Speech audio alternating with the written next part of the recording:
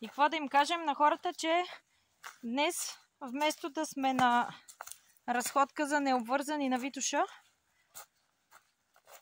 се разхождаме в някъде из дебрите на Асеновград и на екопътека Кутра ли?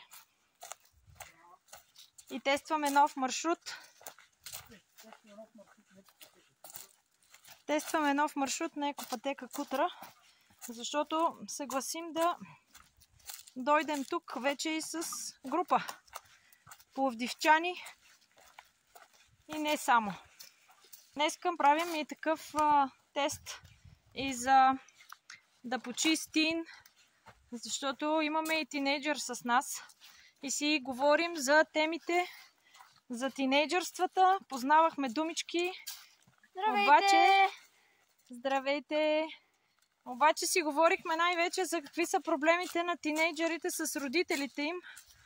Според тинейджъра, че много ги ограничават. Сега ще видим, ще проверим още няколко теории и още няколко разсъждения на един тинейджър с родителите и ще споделяме после в допълнителни коментари. Пътеката обаче е много приятна и много ми харесва, особено в тази част тук.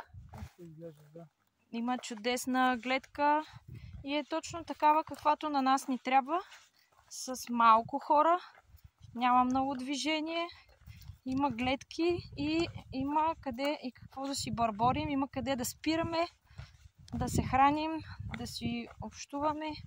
Въобще на мен лично този маршрут до тук, освен голямото катерене в началото. Много ми хареса тая част, дето отпред е едно равно поле, а отзад зад гърба ти са нагънатите родопи. И планината е страхотна и включително и гледката към Асеновата крепост. Много приятно. Обнадеждена съм, че ще стане група.